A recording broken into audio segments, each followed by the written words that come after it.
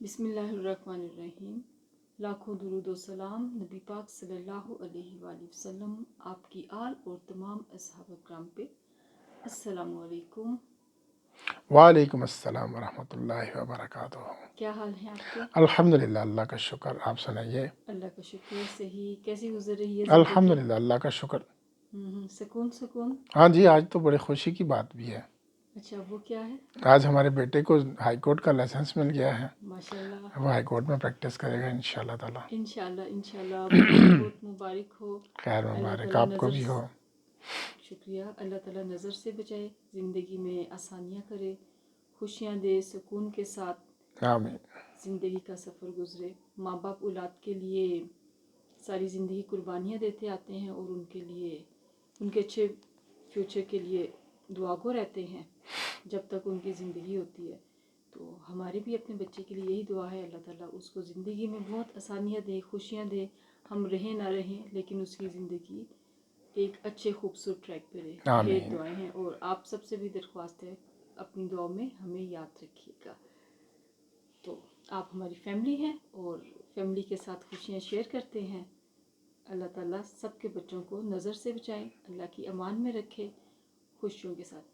جناب، آتے ہیں اب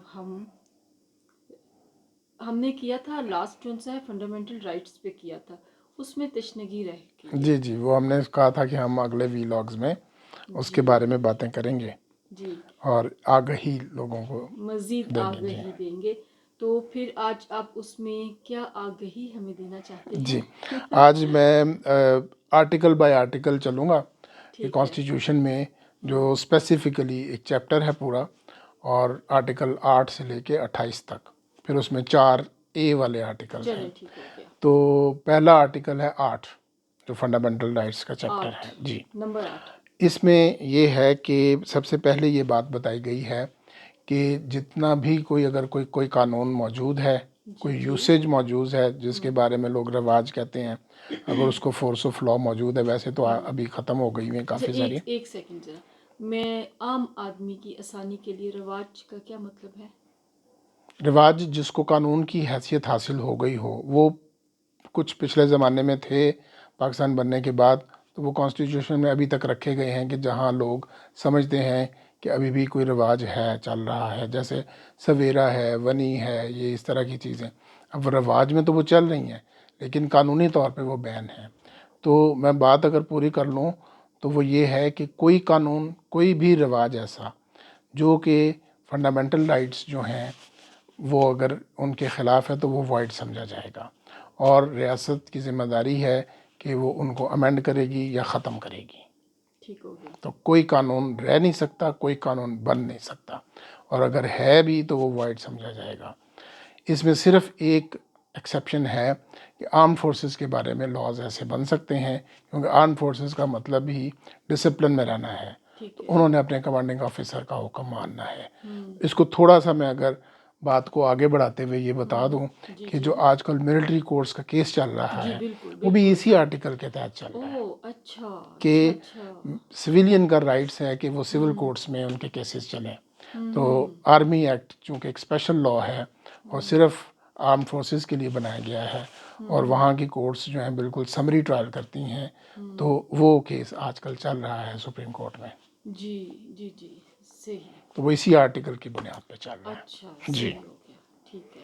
اس کے بعد اگلا آرٹیکل ہے، تفصیل میں تو پھر اس کی آگے کافی تہیں کھلتی جائیں گی، وہ اگر کسی کا کوئی اسپیسیفک کویشچن ہو تو پھر ہم آگے چلیں گے۔ مین ایشو جی، اس کے بعد ہے آرٹیکل 9 ہے سیکیورٹی آف پرسن، ٹھیک ہے، کہ ہر آدمی کو یہ آزادی حاصل ہے کہ اس کو اس کی آزادی اور زندگی سے ڈپرائیو نہیں کیا جا سکتا ایکسیپٹ ان اکارڈنس وتھ لا، صرف قانون کے مطابق۔ جیسے کسی کو اگر عدالت کے ذریعے سزا ہونی ہے تو ہونی ہے، قید کی سزا ہو یا موت کی سزا ہو، تو پھر لائف اینڈ لبرٹی صرف اس طرح کرٹیل کی جا سکتی ہے۔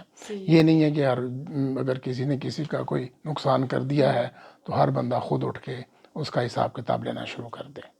تو یہی جو خطبہ حجۃ الوداع میں بھی تھا اور قرآن پاک میں بھی ہے کہ کسی کی جان اور مال کی آزادی ہے سب کو، ٹھیک ہو کہ کسی کی آپ جان ناحق نہیں لے سکتے۔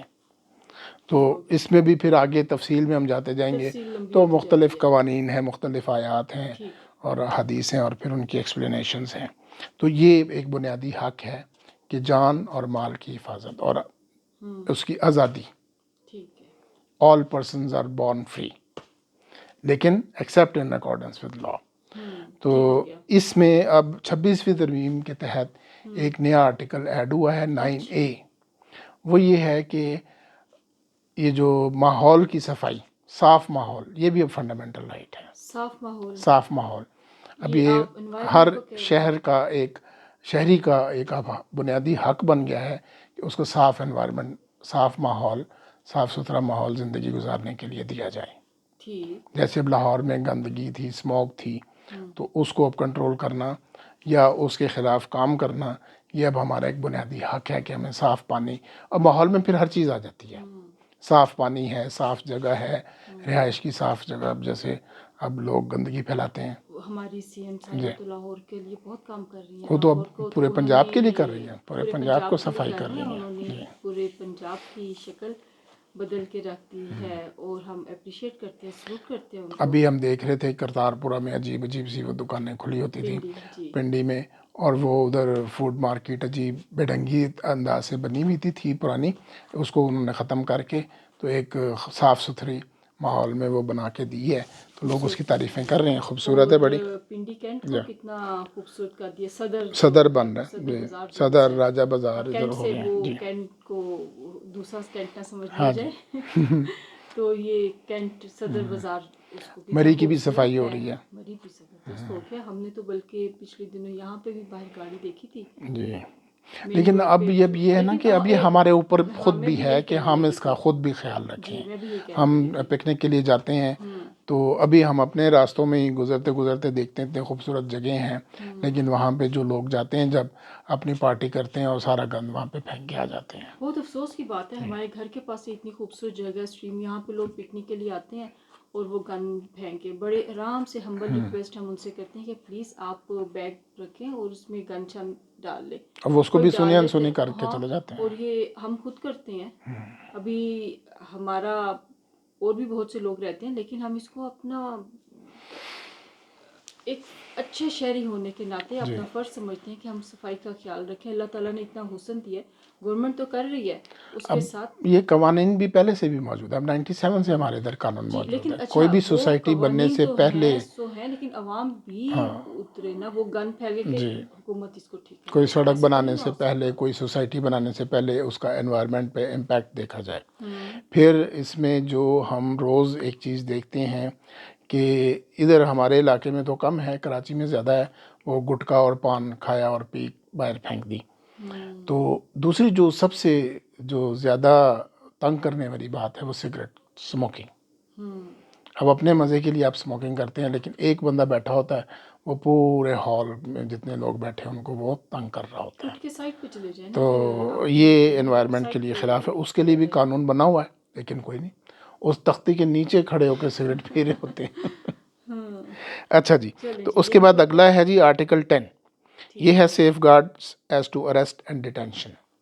اس میں بھی قوانین بنے ہوئے ہیں اور یہ آرٹیکل پورا ایک ضابطہ دیتا ہے کہ کسی کو اگر آپ نے ڈیٹین کرنا ہے تو وہ بھی قانون کے مطابق کرنا ہے، اور اگر اریسٹ کرنا ہے تو اس کو بھی قانون کے مطابق کرنا ہے.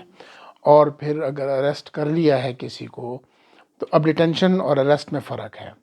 اریسٹ ہوتا ہے جب کسی کے خلاف کوئی الزام لگا ہے کسی جرم کا، FIR وغیرہ درج ہو گئی ہے، تو اس میں پہلا سیف گارڈ یہ دیا گیا ہے کہ اس کو 24 گھنٹے کے اندر اندر پولیس جو ہے وہ کسی میجسٹریٹ کے پاس پیش کرے گی. اسی لیے عام طور پہ دیکھا ہوگا اور سنا ہوگا کہ جی اتوار والے دن بھی، چھٹی والے دن بھی ڈیوٹی میجسٹریٹ کے سامنے پیش کیا جاتا ہے جو بھی گرفتار ہوتا ہے. تو یہ آئین کی ایک پابندی ہے اور یہ فنڈامنٹل رائٹ ہے. اور اس کے ساتھ ہی پھر فنڈامنٹل رائٹ ہے کہ مرضی کا وکیل بھی کرنے کا حق ہے. لیکن اب اس میں بھی یہ ہے کہ اگر مرضی کا وکیل کوئی کرتا ہی نہیں ہے یا اس کو ملتا نہیں ہے تو پھر اس کو سرکاری وکیل مہیا کیا جاتا ہے. وہ پھر ایک ڈیٹیل پروسیجرز ہیں. اسی طریقے سے اس کو اسٹیٹ پیسے دیتی ہے. اچھا اگر ملزم یہ سمجھے کہ وہ پیسے نہیں دے سکتا, عدالت یہ سمجھے وہ انڈیپینڈنٹلی وکیل نہیں کر سکتا, تو پھر سرکاری وکیل دیا جاتا ہے.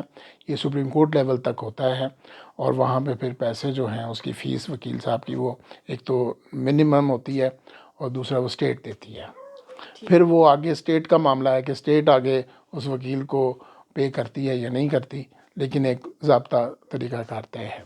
لیکن اگر کسی کو ڈیٹین کیا گیا ہے اندیشہ نقص امن کے تحت, اس کا بھی اسی آرٹیکل میں ایک پورا پروسیجر ہے. ریویو بورڈ بنتا ہے ہائی کورٹ لیول پہ, اس میں ہائی کورٹ کے جج صاحب موجود ہوتے ہیں اور سینئر بیوروکریٹ موجود ہوتے ہیں. وہ پھر اس کو 15 دن کے بعد ریویو کرتے ہیں کہ اس کی ڈیٹینشن آگے چلنی ہے یا کہ اس کو کسی اور لاء کے تحت ڈیل کرنا ہے.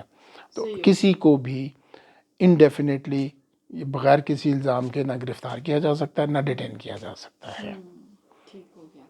تو میجسٹریٹ کے پاس اس کو لازمی پیش کرنا ہے, اور اس کے بعد پھر اگر اس کا ٹرائل چلنا ہے تو ٹرائل ہوگا, اور اگر اس کے خلاف کوئی ایویڈنس نہیں ملتی تو وہ اس کو آزاد کیا جاتا ہے. صحیح ہو گیا, ٹھیک ہو گیا. تو یہ آج کے یہ 4 آرٹیکلز ہیں, 8, 9, 9A اور 10.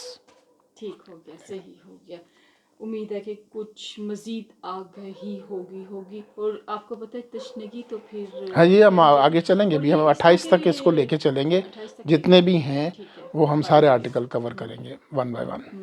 ہم ایسے کر سکتے ہیں کہ مسلسل یہ لے کے چلیں, یا پھر درمیان میں کوئی دوسرے ٹاپک بھی کر کے پھر اس کے بعد آف کورس وہ تو ہم اس بیچ کو میں لے لیں چینج گے, کرتے رہیں ہم گے. چینج جی کر لیں گے. اور کوئی اگر کویسچن آ کے تو اس کو ہم ہاں, ساتھ اس سے ریلیٹڈ اگر کسی کو کویشچن ہو تو وہ پھر ہم ڈیٹیل میں اس کو ٹھیک ہو گیا, بتا سکتے ہیں. صحیح ہو گیا, ٹھیک ہو گیا.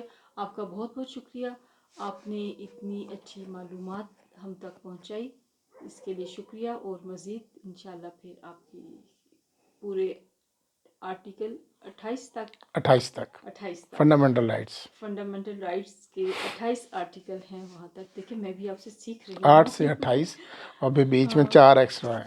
جی صحیح ہو گیا, ٹھیک ہو گیا.